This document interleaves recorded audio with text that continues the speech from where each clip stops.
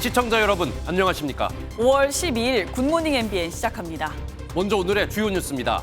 거액의 가상화폐 보유 논란에 휩싸인 김남국 의원과 관련해 더불어민주당이 자체 조사에 나섰습니다. 국민의힘은 도덕 불감증을 넘어 도덕 상실증이라며 파상 공세를 이어가고 있는데 이번 논란은 게임업계의 국회 입법 로비 의혹으로도 번져가고 있습니다. SG증권발 주가 폭락 사태 핵심 인물인 투자 컨설팅 업체 대표 라덕연 씨가 어제 저녁 구속됐습니다. 검찰이 라 씨의 신병을 확보하면서 주가 조작 실체 규명과 공범 수사에도 탄력이 붙을 전망입니다. 한일 당국이 오늘 국장급 실무 협의를 열고 후쿠시마 원전 오염수 시찰단 파견에 대해 논의합니다. 한국 시찰단의 구체적 일정 등이 조율될 것으로 보이는데 양국의 입장차가 커 진통이 예상됩니다. 한전이 올해 1분기에만 5조 원대 적자가 예상되는 가운데 적자 해소를 위한 자체 비상 계획을 오늘 발표합니다. 전기요금 인상 자체가 불가피하다는 분위기 속에 정부는 이르면 다음 주쯤 최종안을 확정할 것으로 보입니다.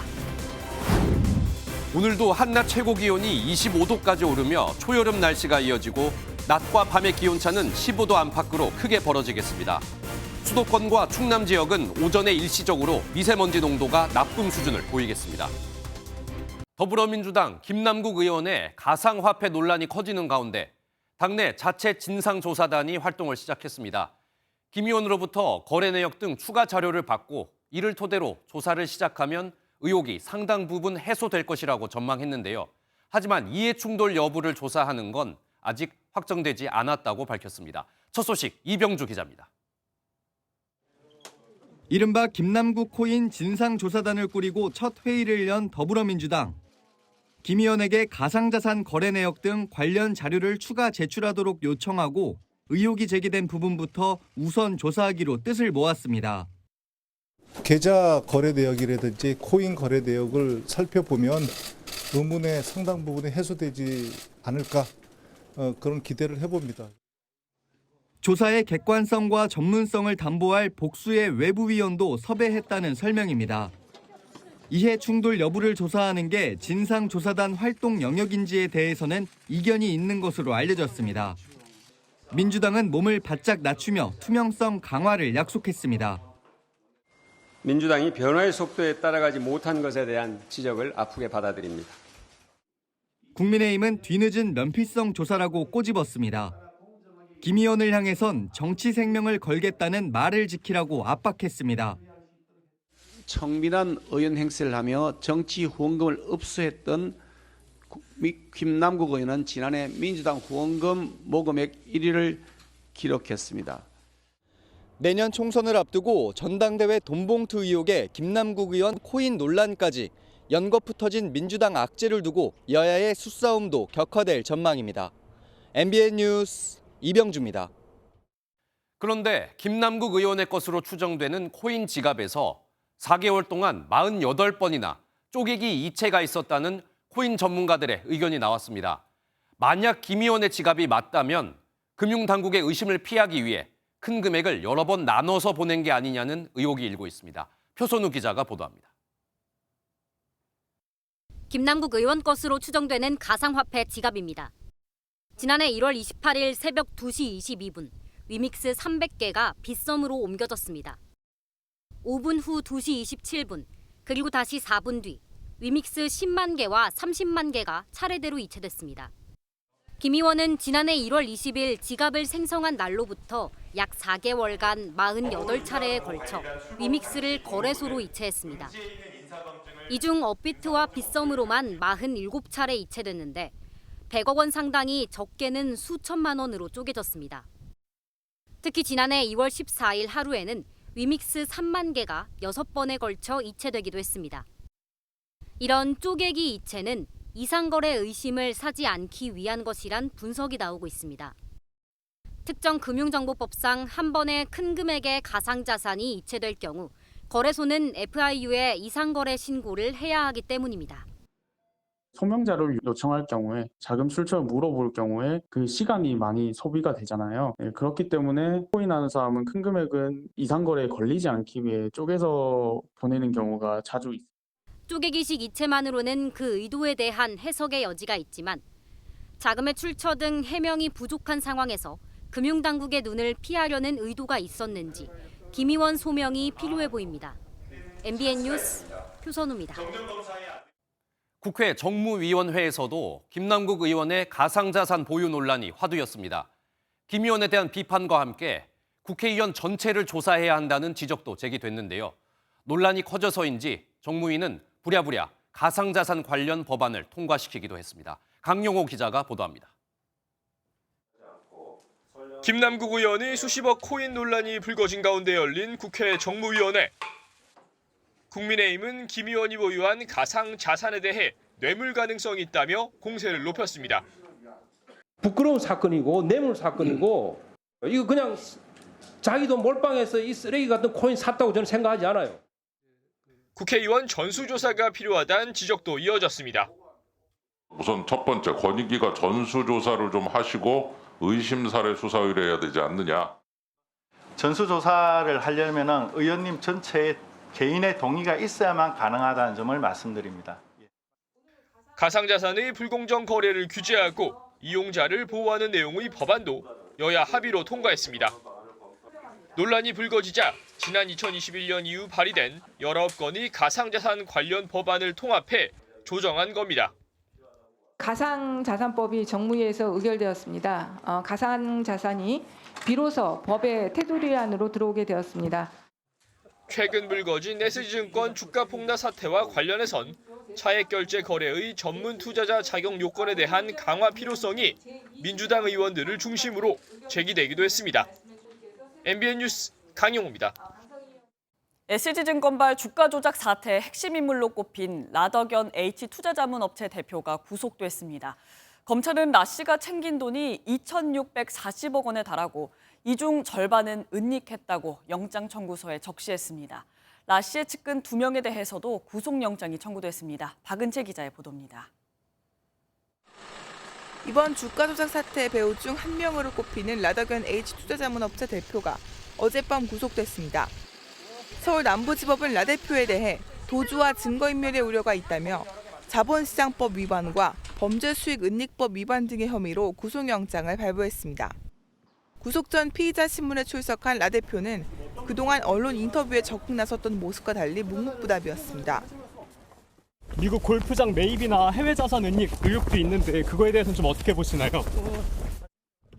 검찰은 라 대표의 구속영장 청구서에 라 대표가 시세 조종을 통해 총 2,640억 원을 벌어들였고 이 중 절반인 1,320억 원을 수수료 명목으로 받아 빼돌리려 했다고 적시했습니다. 검찰은 라 대표의 통장 거래를 입증하는 자료를 법원에 제출하는 걸로 전해졌습니다. 오늘 오전에는 라 대표의 최측근이자 모집책인 변모 씨와 프로 골퍼 출신 안모 씨의 영장실질심사도 열립니다. 라 대표의 신병이 확보되면서 투자자 모집 경위와 수수료 돈 세탁 창구에 대한 검찰 수사에 탄력이 붙기도 했습니다. MBN 뉴스 박은채입니다. 가상화폐 테라루나 폭락 사태의 핵심 인물 권노형 테라폼레스 대표가 몬테네그로 현지 법원에 보석을 청구했습니다. 권 대표와 측근 한모 씨는 현지 시각 11일 몬테네그로에서 열린 첫 재판에서 보석금으로 각각 40만 유로, 한화 약 5억 8천만 원을 제시하며 보석을 청구했습니다. 보석 허용 여부는 통상 사흘 이내에 결정이 내려지는 것으로 알려졌습니다. 앞서 권 대표 등은 지난달 23일 위조 여권을 사용한 혐의로 체포돼 기소됐지만 권 대표는 재판에서 위조 여권 혐의에 대해 무죄를 주장했습니다. 국민의힘이 열흘 만에 최고위원회를 열고 김재원 최고위원과 태영호 전 최고위원과 관련해 공식 사과했습니다. 하지만 김재원 최고위원이 당을 상대로 소송을 할 가능성이 있기 때문에 여지는 계속되는 모양새입니다. 이 내용은 김순철 기자입니다. 지난 1일 이후 열흘 만에 열린 국민의힘 최고위원 회의는 시종일관 무거운 분위기였습니다. 김기현 대표는 각종 설화로 당원권 정지 1년과 3개월의 징계를 각각 받은 김재원 최고위원과 태용호 전 최고위원을 언급하며 대국민 사과를 했습니다. 당원과 국민들께 심려를 끼쳐 당 대표로서 무척 송구한 마음입니다. 당 지도부의 일원은 언행에 있어 더욱더 신중을 기해야. 내년 5월까지 당원권이 정지돼 4월 총선 출마가 불가능해진 김 최고위원은 SNS에 앞으로 당과 나라에 보탬이 되는 일을 찾아 계속하겠다고 썼습니다. 이를 두고 당 일각에서는 김 최고위원이 탈당을 하거나 법원에 효력정지 가처분 신청을 낼 것이란 관측도 나오는데 지도부는 소송이 곧 해당 행위라는 입장입니다. 이와 별개로 국민의힘은 자진 사퇴한 태 전 최고위원의 후임을 당원에 따라 늦어도 다음 달 9일까지 선출하기로 했습니다. 당내에선 지도부 쇄신 차원에서 후임 최고위원에 친윤계보다는 여성이나 호남 출신을 안배해야 한다는 주장도 나옵니다. MBN 뉴스 김순철입니다. 4,800억대 규모의 배임과 133억 원의 뇌물 의혹으로 기소된 더불어민주당 이재명 대표에 대한 재판이 시작됐습니다. 이재명 대표는 부정한 돈은 단 한 푼도 받은 적이 없다며 혐의를 부인했습니다. 홍지호 기자입니다. 대장동 위례 신도시 개발 특혜와 성남FC 후원금 뇌물 의혹 재판이 시작되자 더불어민주당 이재명 대표는 재차 결백을 주장했습니다. 일정 등을 정하는 준비 기일이라 법원 출석 대신 국회에서 입장을 내놨습니다. 조작과 검찰의 시간은 끝나고 진실과 법원의 시간이 시작됐습니다. 저는 단 한 푼의 이익도 어떤 혜택도 받은 바가 없습니다. 법정에선 검찰과 이 대표 측에 팽팽한 기싸움이 벌어졌습니다. 검찰은 성남시에 4,895억 원의 손해를 끼치고 인허가를 대가로 133억 원에 달하는 후원금을 받게 한 것이 이 대표였다고 주장했습니다. 그러면서 이 대표가 혐의를 전면 부인하는 만큼 모든 것을 법정에서 입증하겠다고 자신했습니다.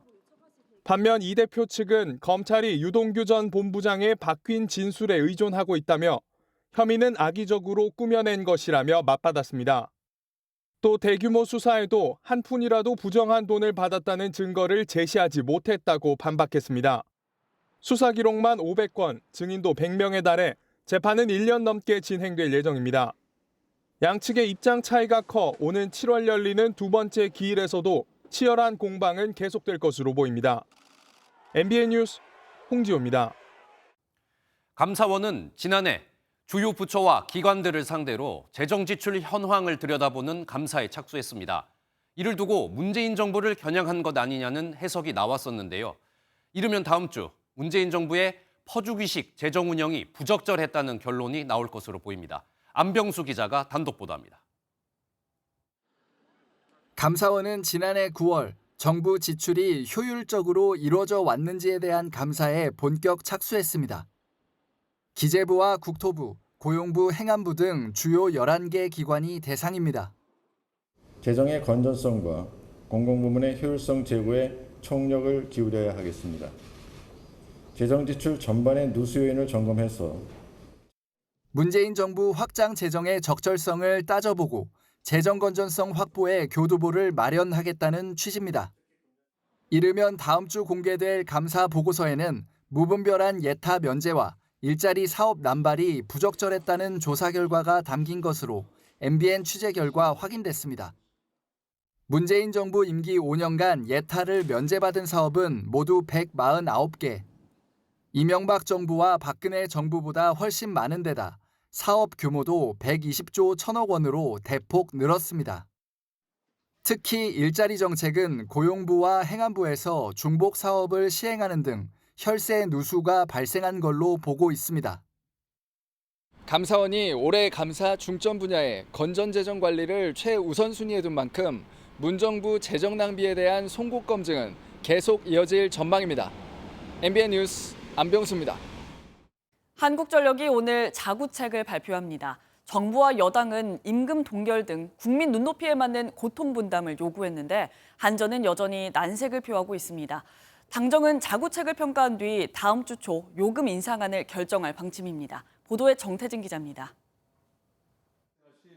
한국전력의 자구책 공개를 앞두고 열린 국회 산자위. 국민의힘은 국민 눈높이를 강조했습니다. 이 결국 전기요금 올리는 건 국민들에게 부담을 주는 거니까 이에 앞서서 뼈를 깎는 자구 노력, 구조조정이 있어야 된다. 정부와 여당은 자구책에 전 직원 임금 동결을 포함시킬 것을 요구했는데 한전 측은 난색을 보이고 있습니다.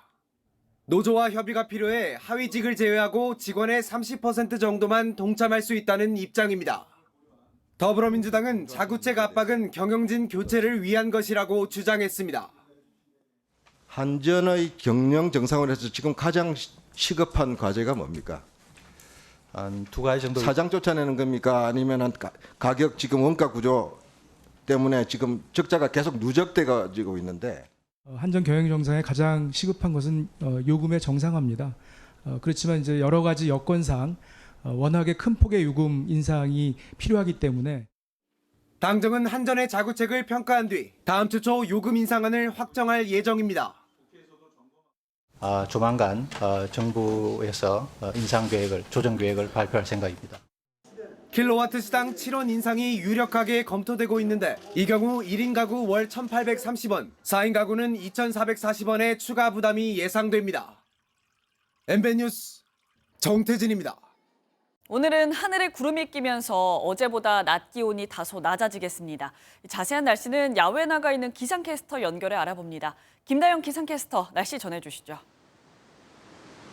네, 어느덧 주말을 하루 앞둔 금요일입니다. 맑았던 어제와 달리 오늘 하늘에는 구름이 많겠고요. 때일은 낮더위가 주춤하겠습니다.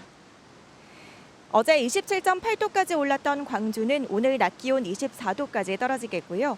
서울도 어제보다 3도가량 낮겠지만 여전히 평년 기온을 웃돌며 포근한 봄 날씨를 보이겠습니다. 오늘도 수도권과 충남 지역은 오전 한때 대기질이 탁하겠고요. 오후에는 중서부 지역에 오존 농도가 짙게 나타나겠습니다. 호흡기 관리에 유의하셔야겠습니다. 또 오늘 밤부터 제주에 비가 내리기 시작해 내일 낮까지 제주와 남해안, 영남 동해안에는 가끔 비가 내리겠고요. 내일 늦은 오후에는 강원 남부와 충북, 경북 지역에 소나기가 지나겠습니다. 이 시각 현재 기온 보겠습니다. 서울 13.2도, 대전은 11.8도로 어제 아침보다 높게 출발하고 있고요. 낮 기온은 춘천 24도, 대전과 대구는 25도로 어제보다 2도에서 4도가량 낮겠습니다. 오늘 구름이 낀다 하더라도 대부분 지역의 자외선 지수가 높게 치솟겠습니다. 외출하실 때는 볕 차단에 신경 써주셔야겠습니다. 지금까지 청계천 광장에서 날씨 전해드렸습니다. 다음 달부터 코로나 확진자의 격리 의무는 사라지고 마스크도 병원급이 아니면 일반 의원에서는 쓰지 않으셔도 됩니다. 그동안 참아온 국민 불편을 빨리 해소하겠다는 게 정부 방침인데요. 코로나19 검사와 치료는 계속 무료로 받으실 수 있습니다. 보도에 박유영 기자입니다. 정부가 당초 계획보다 방역 완화 조치를 한 달 이상 앞당긴 건 상황을 통제할 수 있다는 판단이 섰기 때문입니다. 코로나19 극복을 위한 방역 조치는 자율기조로 전환하게 됩니다. 이에 따라 다음 달 1일부터 확진자 7일 격리 의무가 5일 권고로 바뀝니다. 동네 의원과 약국 등 마스크를 벗을 수 있는 곳도 지금보다 늘어납니다. 요양시설에 계신 부모님을 뵐 때 음식을 나눠 먹는 것도 가능해집니다. 다만 완전 종식이 아닌 만큼 현행대로 유지되는 부분도 있습니다. 30개 이상 병상을 갖춘 중대형 병원에선 여전히 마스크를 써야 하고 입원 환자와 보호자, 요양병원 방문자들도 미리 자가키트 검사를 해야 합니다. 코로나19 검사와 치료, 예방접종 등도 지금처럼 무료로 받을 수 있습니다. 3년 4개월 만에 맞게 된 일상회복 선언을 대체적으로 반기는 분위기지만 우려도 나옵니다. 특히 아프면 쉬는 문화가 정착되지 않은 상황에서 격리 의무가 사라지면 근로자 부담만 커질 수 있습니다. 각 사업장에서도 유급휴가나 재택근무 그런 것들을 좀 제도화해서 자체적으로 좀 시행할 수 있는 그런 준비를 해주실 것을 당부드리겠습니다. 정부는 학생의 경우 격리 권고 기간 내 수업을 빠지고 치료를 받더라도 이전처럼 출석으로 인정하겠다는 방침입니다. MBN 뉴스 박영입니다. 미국도 3년 만에 코로나19 종식을 선언했습니다. 그동안 코로나 때문에 막혔던 미국 이민도 다시 풀렸는데요. 미국 남부 국경에 수만 명의 이민자들이 몰리면서 긴장감이 고조되고 있습니다. 워싱턴에서 최중락 특파원입니다. 2020년 1월에 선포된 미국의 코로나19 공중보건 비상사태가 3년 4개월 만에 종료됐습니다. 현재까지 미국에서 코로나19로 인한 사망자는 110만 명. 그 희생으로 이제는 코로나를 막을 수 있다는 판단이 생겼습니다. There's no reason anyone should die of this disease anymore. We have the technology to prevent that from happening. 이로써 앞으로 병원에서 진행되는 신속 항원 검사에 $51, 유전자 증폭 검사에는 $91의 비용을 내야 하고 방역 조치도 해제되면서 미국 입국 시 백신 접종 증명서를 제출하지 않아도 됩니다. 또 남부 국경 등에서 코로나19 방역을 명분으로 불법 입국자를 즉시 추방하려고 2020년 트럼프 행정부가 시행했던 이른바 42호 정책도 폐지됩니다. A mí me alegra mucho estar aquí. Yo siempre desde niña, desde que tengo uso de razón, mi sueño era venir acá a Estados Unidos, siempre. 이처럼 종료에 맞춰 수만 명의 중남미 이민자들이 멕시코 북부 국경지대로 대거 몰리면서 미국과 멕시코 정부는 만일의 소유 사태에 대비하고 있습니다.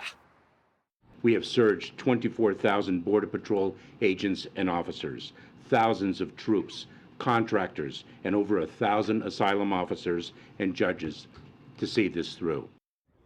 미국은 42호 정책 종료 후 기존처럼 이른바 8호 정책을 시행할 계획으로 미국에 망명하려면 온라인 입국 신청과 후원자 확보 등의 엄격한 절차가 필요합니다. 트럼프 전 대통령 이민 정책으로 미국에서 멕시코로 쫓겨난 이민자는 280만 명이 넘습니다. 다시 들어오려는 이민자와 이를 제한하려는 정책으로 국경지대 긴장감은 더욱 커지고 있습니다. 워싱턴에서 MBN 뉴스 최중락입니다. 간호법 제정을 반대하는 의사 등 보건의료단체가 어제 치과의사를 주축으로 2차 부분 파업을 벌였습니다.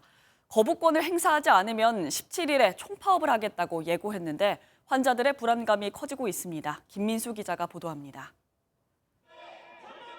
진료실이 아닌 국회 앞으로 의사들이 모였습니다.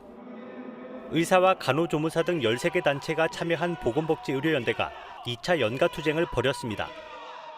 전국 곳곳에 주최 측 추산 4만 명이 시위에 나서면서 일부 병원들은 휴진을 하거나 단축 진료를 했습니다. 특히 일부 치과의사도 휴진 안내문을 내걸고 파업에 동참해 병원을 찾은 환자들이 불편을 겪었습니다. 몸이 아픈 건 제가 어떻게 할 수 있는 부분이 아닌데도 그렇게 되면 병원을 제대로 이용하지 못할 수도 있고. 의료연대는 총선 기획본부도 출범시켜 간호법 통과를 밀어붙인 야당을 심판하겠다며 공세 수위를 높였습니다. 윤석열 대통령이 간호법에 거부권을 행사하지 않으면 총파업도 불가피하다고 경고했습니다. 뭔가 방향성 설정이 잘 못 된다면 그걸 나중에 지나가서 돌리기에는 굉장히 어려워지기 때문에 뭔가 불합리한 게 보일 수 있는 거를 우리가 알고도 넘어갈 수가 없는 거죠. 이에 반해 간호법 공포를 촉구하는 간호사들은 오늘 간호사의 날을 맞아 대규모 집회를 엽니다. 간호사들은 업무 범위를 명확히 하고 과중한 업무 부담을 줄이려면 간호법이 반드시 필요하다는 입장입니다. 김연경 간호협회 회장을 비롯한 대표단은 지난 9일 저녁부터 간호법 제정을 촉구하며 무기한 단식을 이어가고 있습니다. 간호법에 대한 거부권 행사는 오는 16일 국무회의에서 결정될 전망입니다. 하지만 정치권이 막판까지 중재에 나서면서 거부권 행사 시한인 19일로 결정을 미룰 가능성도 있습니다. MBN 뉴스 김민수입니다. 하굣길에 녹색 신호등을 보고 횡단보도를 건너던 초등학생 조은결 군이 우회전 정지 신호를 무시한 버스에 치여 숨지는 안타까운 사고가 있었는데요. 우회전 일시정지 의무화가 시행된 지 한 달도 안 돼 발생한 사고 현장엔 스쿨존에서 벌어진 8살 소년을 추모하기 위한 시민들의 행렬이 이어졌습니다. 윤길환 기자의 보도입니다. 차로를 바꾼 시내버스가 사거리에 진입합니다. 우회전 신호는 분명히 빨간불인데 버스가 이를 어기고 움직입니다. 그 순간 횡단보도를 건너던 아이가 버스에 치이고 맙니다. 초등학생인 8살 조은결 군이 수업을 마치고 귀가하다 사고를 당하는 모습입니다. 조 군은 심정지 상태로 병원으로 옮겨졌지만 끝내 숨졌습니다. 사고 당시 아이는 녹색 보행자 신호를 보고 횡단보도를 건너고 있었는데요. 당연히 정지해야 했던 버스는 그대로 이곳으로 진입해 아이를 들이받았습니다. 현장엔 안타까운 사고 소식을 접한 시민들의 발걸음이 이어졌습니다. 배운 대로 파란불에 그냥 진호를 건넜을 뿐인데 이렇게 갑자기 얼마나 무섭고 아팠을까 이런 생각을 하니까 마음이 너무 아프더라고요. 유족은 우회전 일시정지 의무화 시행 한 달도 안 돼 스쿨존에서 이런 일이 벌어졌다는 게 믿기지 않습니다. 민식이법이나 배상화법이나 있으면 뭐 하나요? 계속 사건은 터지는데. 진짜 중요한 법이 뭔지를 생각하고 만들었으면 좋겠어요. 법원은 어린이 보호구역에서 우회전 정지 신호를 위반해 조군을 숨지게 한 50대 버스 기사에 대해 구속영장을 발부했습니다. MBN 뉴스 윤기란입니다. 서울 송파구에서는 홀로 사는 60대 여성이 숨진 지 2개월 만에 악취가 난다는 주민 신고로 발견됐습니다. 60대 이상 1인 거주자는 이제 경제력과 상관없이 꼼꼼한 관리가 필요하다는 지적이 나옵니다. 백길종 기자 보도합니다. 서울의 한 주택가에서 코를 찌르는 악취가 난다는 신고가 들어온 건 지난 8일 오후 3시쯤. 홀로 거주하던 60대 여성 A씨가 집에서 숨진 채 발견됐습니다. 다음에 치고 내가 한번 초대한다 그러더라고. 그러지만 영 안 와요. 그러니까 한참 됐어요. 2달은 안 됐는데 한 달은 넘었어. 경찰은 겹겹이 쌓인 배달 그릇과 혈흔으로 뒤덮인 거실에 쓰러진 A씨를 발견했습니다. 사망한 뒤로 한 달이 넘게 방치된 여성은 집에서 나는 악취를 이상하게 여긴 이웃 주민이 신고하고 나서야 발견됐습니다. 그런데 A씨는 지난 2월부터 공과금을 내지 못했는데도 조기에 발견되지 못했습니다. 보건복지부가 위기가구로 규정하는 34가지 사유에 A씨가 해당되지 않았기 때문입니다. 전기세와 수도세를 못 냈지만 단전, 단수 조치를 하는 3개월 연체에는 해당하지 않았고 지난해 4개월간 건강보험료가 미납됐지만 당시 월 10만 원 이상의 건보료를 납부했고 150만 원 넘는 고액 월세자여서 위기가구 지정에서 빠졌다는 겁니다. 하지만 60대 이상 1인 거주자의 경우 경제력과 무관하게 더 꼼꼼한 관리가 필요하다는 목소리도 나옵니다. 경찰은 시신에 대해 부검을 의뢰했지만 부패 정도가 심해 정확한 사인 규명까지는 시간이 걸릴 것으로 보입니다. MBN 뉴스 백길종입니다. 인터넷 도박으로 돈을 잃자 이 도박 사이트를 소개해준 이웃을 흉기로 찌르고 다른 주민 2명을 살해한 30대 남성이 경찰에 붙잡혔습니다. 이 남성은 아파트 주변에 있던 중학생들을 흉기로 협박하기도 했습니다. 김세희 기자가 취재했습니다. 상가 앞 도로에 순찰차 한 대가 빠르게 지나갑니다. 아파트에서 이웃들에게 흉기를 휘두른 30대 남성이 경찰에 붙잡혔습니다. 남성은 아파트 4층에서 흉기를 휘둘러 한 명을 다치게 하고 13층으로 올라가 2명을 살해했습니다. 남성은 인터넷 도박을 하다가 160만 원을 잃자 함께 있던 이웃을 흉기로 찔렀습니다. 처음 도박 사이트를 소개해준 사람을 공격한 건데 가해 남성은 인터넷 도박으로 모두 8천만 원을 날린 것으로 드러났습니다. 이후 남성은 사이가 좋지 않던 다른 층의 이웃을 찾아갔지만 집에 없어 발길을 돌렸습니다. 이어 13층으로 이동해 평소 도박을 할 때 휴대전화를 빌렸던 주민과 화투를 자주 치던 다른 주민에게 흉기를 휘둘렀습니다. 갑자기 공격을 받은 두 피해자는 현장에서 숨졌습니다. 다친 사람하고 친하죠. 자기네들끼리 친해서 이렇게 얘기하고 뭐 전화하고 또 4층에 있는 사람 차 타고 외출도 하고 뭐 그런 거만 봤는데 범행 당시 가해 남성은 음주 상태였는데 두 이웃의 목숨을 빼앗은 뒤 아파트 근처에서 중학생들도 흉기로 협박했습니다. 애들한테 택시를 좀 잡아달라고 했는데 죽여버리겠다 협박을 하니까 112 신고를 해가지고 특수협박으로 현행범 체포를 하게 됩니다. 폭행당했다는 별건 신고가 있었습니다. 가해 남성은 도박으로 돈을 잃고 화가 나서 범행을 저질렀다고 말한 것으로 전해졌습니다. 경찰은 이 남성을 살인과 살인 미수, 살인 예비 특수협박 혐의로 구속영장을 신청했습니다. MBN 뉴스 김세희입니다.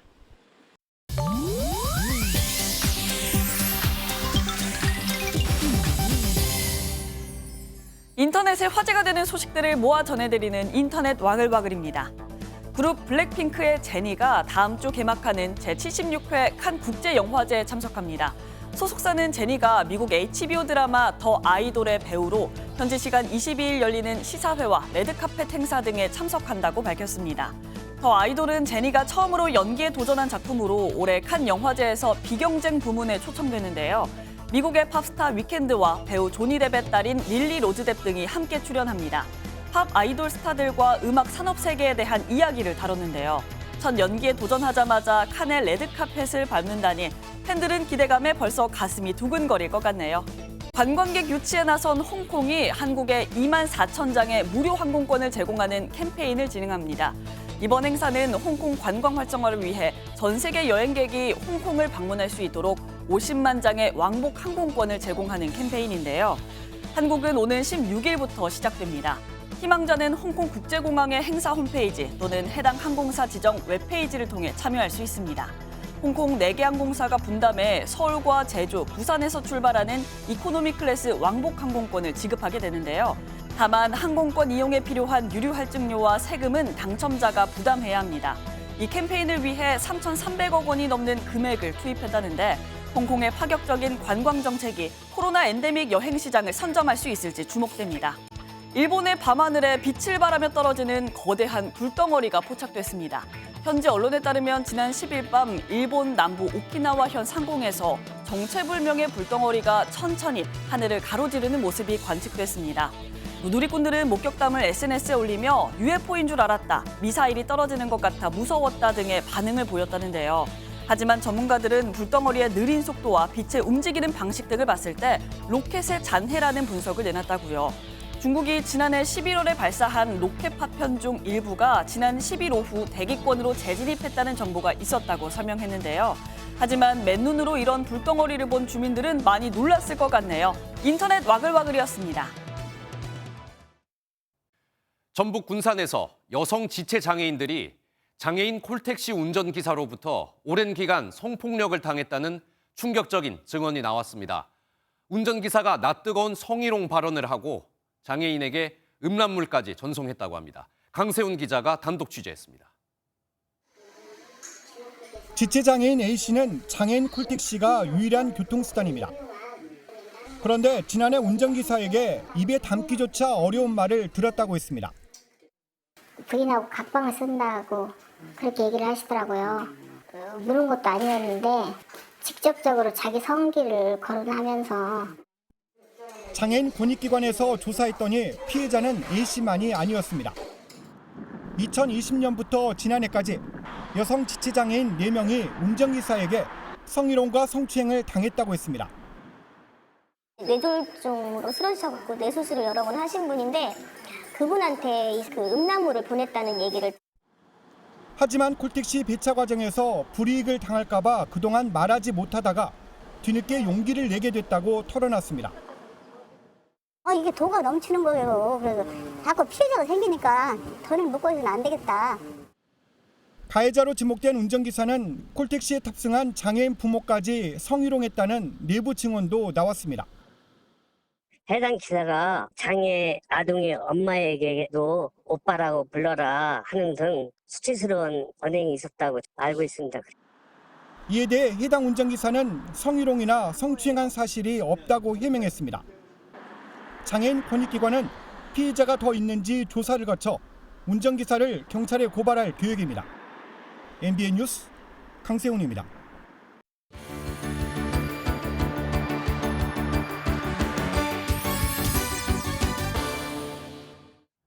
굿모닝 월드입니다. 이집트 해변 위에 한바탕 모래조각 열전이 벌어졌습니다. 어릴 때 백사장에서 두꺼비 집 좀 지어본 정도로는 명암도 못 내밀 멋진 작품이 가득한데요. 구경 한번 할까요? 꽤 정교한 모습으로 조각된 고릴라 얼굴. 정성스러운 손길로 완성도를 높이는 중인데요. 해변을 둘러보니 이런 작품이 한둘이 아닙니다. 낙타와 문어에서부터 성체와 스핑크스, 파라오의 관에 이르기까지 다채로운 조각들이 가득한데요. 모래 조각 축제가 열리는 이집트 알렉산드리아 해변의 풍경입니다. 13명의 예술가와 학생들이 한바탕 솜씨를 뽐내는 중인데요. 비바람, 태양의 영향 탓에 쉬운 작업이 아니지만 다들 수준 높은 작품들을 내놓고 있습니다. 관광객 유치를 위해 연 이번 축제에선 총 3명의 참가자가 수상의 영광을 안을 예정이라네요. 한바탕 유쾌한 대결의 현장, 이번에는 마트 주차장입니다. 전동 카트를 타고 펼치는 카이트 라이더들의 경주. 이게 생각만큼 박진감 넘치진 않는데요. 자기들끼리는 꽤나 진지하다고요. 꽤 진지한 표정으로 출발 신호를 기다리는 사람들. 신호가 떨어지기 무섭게 출발해 보지만 영 속도가 나지 않는데요. 낑낑대며 경합하는 카트라이더들의 모습에 결국 웃음보가 터지고 맙니다. 이 유쾌한 전동카트 경주가 열린 곳은 미국 아이오와의 한 마트 주차장인데요. 느릿느릿 카트는 마음처럼 움직여주지 않지만 코너를 돌고 미션을 따라 식료품을 골라 담는 손길들이 꽤 진지합니다. 그도 그럴 게 1등 상품으로 자동차 경주와 주말 콘서트 티켓이 걸려있기 때문이라고요. 하지만 순위를 떠나 다들 충분히 즐거운 시간을 보낸 것 같죠. 우승을 놓고 펼치는 뜨거운 열정, 사람에게만 해당되는 얘기는 아닙니다. 흔히 볼 수 없었던 각양각색의 강아지들이 총출동했는데요. 세계 최고 권위의 도그쇼로 여러분을 초대합니다. 곱게 단장하고 위풍당당한 모습으로 모인 온갖 강아지들. 세계 최고 권위를 자랑하는 웨스트민스터 캔넬 클럽 도그쇼의 어엿한 참가 선수들입니다. 1877년 시작돼 미국에서 가장 오래되고 권위 있는 스포츠 이벤트 중 하나로 TV로 생중계될 정도로 관심이 높은데요. 올해 역시 2,500마리의 강아지가 참가해 그 열기가 대단했습니다. 우승자는 버디홀리라는 이름의 프티 바세 그리퐁 방대. 프랑스 방대 출신으로 다리가 짧고 털이 거친 게 특징이라고요. 해당 종으로는 처음으로 우승을 차지하며 주인과 함께 영광의 순간을 만끽했습니다. 굿모닝 월드였습니다. 군인의 휴대전화 사용 시간을 늘리는 방안에 대해 군내에서는 일부를 대상으로 시범 운영을 해봤는데요. 결론은 앞으로 더 확대한다는 방침을 세웠습니다. 장점과 단점이 분명한 만큼 여러 해석이 나옵니다. 김태희 기자입니다. 현재 병사들은 일과가 끝난 오후 6시부터 3시간 동안만 휴대전화 사용이 가능합니다. 군은 하반기부터 45개 부대를 대상으로 일과 시간에도 휴대전화를 소지할 수 있도록 시범 운영합니다. 사실상 사용 가능한 시간이 늘어나는 겁니다. 아침 점호 이후부터 21시까지 병사들의 휴대전화 소지를 허용하는 방안을 앞으로 6개월간 확대, 시범 운영합니다. 군은 시범 운영 대상을 지난해 5%에서 20%까지 확대할 방침입니다.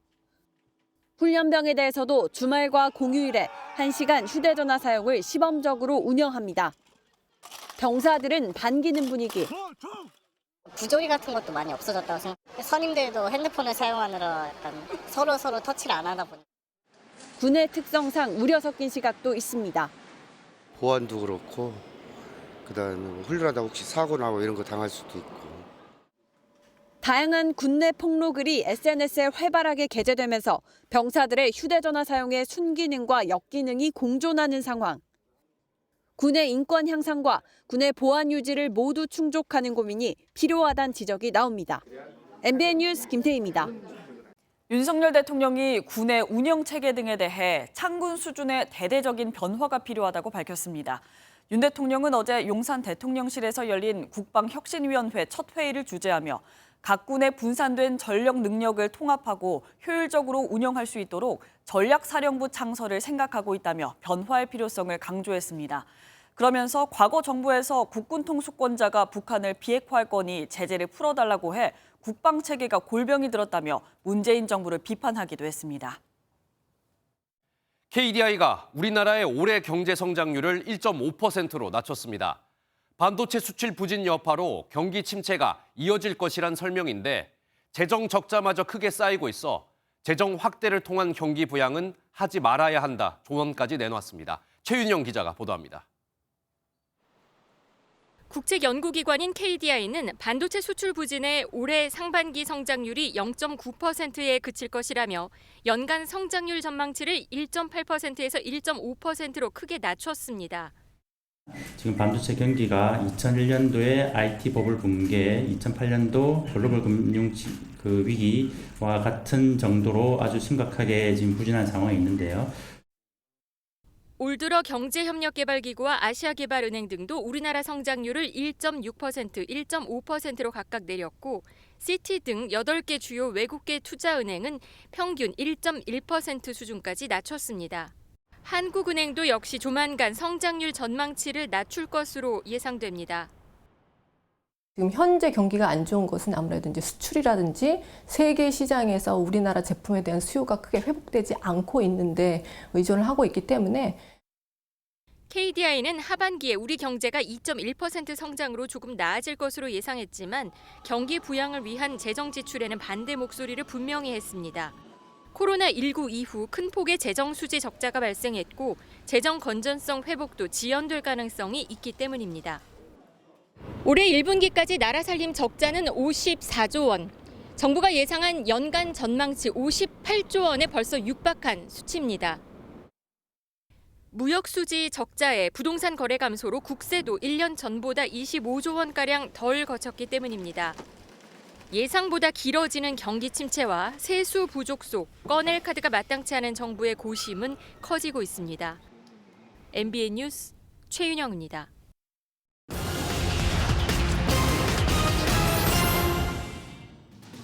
오는 9월 가야 고분군이 유네스코 세계유산에 등재될 것으로 유력하게 점쳐집니다.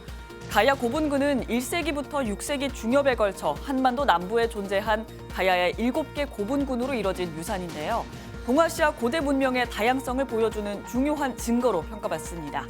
현지 시간으로 그제 유네스코 자문심사기구인 국제기념물 유적협의회가 등재 권고 판정을 내리면서 오는 9월에는 세계유산위원회에서의 세계유산 등재가 확실시 됩니다. 쇼팽 스타 피아니스트와 천재 바이올리니스트가 화려한 내한 공연을 펼칩니다. 먼저 지난 2010년 쇼팽 국제 콩쿠르에서 갑자기 조명이 꺼졌는데도 침착하게 피아노를 연주하고 또 우승까지 거머쥔 쇼팽 스타 율리아나 아브제예바가 오늘 독주회를 가집니다. 또 오는 18일과 19일은 미국을 대표하는 천재 바이올리니스트 조슈아 벨이 서울시립교향악단과 함께 극적인 곡들을 들려줄 예정입니다. 고 강수연 배우가 지난해 뇌출혈로 갑자기 세상을 떠난 지 일주기를 맞았습니다. 고 강수연 배우의 대표작을 상영하기 위해 이번 주 일주기 추모전이 열렸는데요. 300여 명의 영화인이 참석해 고인을 기렸습니다. 이달 중순에는 추모집 강수연이 발간되는데요. 책에는 봉준호 감독과 설경구, 김현주 배우의 손편지, 그리고 고인의 영화 여정을 기록한 사진 이 수십여 장이 함께 수록될 예정입니다. 굿모닝 문화 소식 전해드렸습니다. 구글이 챗GPT에 맞설 인공지능 챗봇 서비스 바드를 정식으로 공개했습니다. 독도는 누구 땅인지 직접 물어봤는데요. 어떤 대답을 내놨을까요? 서영수 기자가 전합니다. 구글이 만든 대화형 인공지능 챗봇 바드가 전 세계 180개 나라에서 공개됐습니다. 챗GPT를 겨냥해 구글의 최신 언어 모델 기술을 탑재한 바드는 각종 기능이 한층 강화됐습니다. We are rapidly evolving Bard. It now supports a wide range of programming capabilities, and it's gotten much smarter at reasoning and math prompts. 서비스는 한국어와 일본어를 포함한 40개 언어로 제공됩니다. It's also becoming available in more languages. Beyond English, starting today, you'll be able to talk to Bard in Japanese and Korean. 직접 독도는 누구 땅이냐는 질문을 던져봤습니다. 대한민국의 영토라는 답을 내놨는데 챗GPT처럼 문장도 자연스럽습니다. 다만 일본어로 같은 질문을 해보니 아직 학습 중이라 답하기 어렵다며 다른 반응을 보였습니다. AI 챗봇 서비스의 대표적 부작용은 바로 높은 오답률입니다. And one of the ways that you can use it, if you're unscrupulous, is to industrialize the production of fake news stories. 구글은 지속적으로 서비스를 개선해 나가겠다고 밝혔습니다. MBN 뉴스 서영수입니다. 주말을 하루 앞둔 금요일입니다. 맑았던 어제와 달리 오늘 하늘에는 구름이 많겠고요. 초여름 만큼 더웠던 어제보다는 낮 기온이 다소 낮아지겠습니다. 어제 27.8도까지 올랐던 광주는 오늘 낮 기온 24도로 4도가량 떨어지겠고요. 서울도 어제보다 3도가량 낮겠지만 여전히 평년 기온을 웃돌며 포근한 봄 날씨를 보이겠습니다. 오늘도 수도권과 충남 지역은 오전 한때 대기질이 탁하겠고요. 오후에는 중서부 지역에 오존 농도가 짙게 나타나겠습니다. 호흡기 관리에 유의하셔야겠습니다. 또 오늘 밤부터 제주에 비가 내리기 시작해 내일 낮까지 제주와 남해안, 영남 동해안에는 가끔 비가 내리겠고요. 내일 늦은 오후부터 저녁 사이 강원 남부와 충북, 경북 지역에는 5mm 안팎의 소나기가 내리겠습니다. 이 시각 현재 기온 보겠습니다. 서울 13.9도, 대전은 13.1도로 어제 아침보다 높게 출발하고 있고요. 낮 기온은 평년과 비슷하거나 조금 높겠습니다. 춘천 24도, 대전과 대구는 25도가 예상되고요. 전국적으로 일교차가 크게 벌어지겠습니다. 일요일에도 대기 불안정으로 내륙 곳곳에 갑작스런 소나기가 내리겠고요. 다음 주 화요일에는 서울의 낮 기온이 28도까지 오르겠습니다. 오늘 하늘에 구름이 낀다 하더라도 대부분 지역의 자외선 지수가 높게 치솟겠습니다. 외출하실 때는 볕 차단에 신경 써주셔야겠습니다. 지금까지 청계천 광장에서 날씨 전해드렸습니다.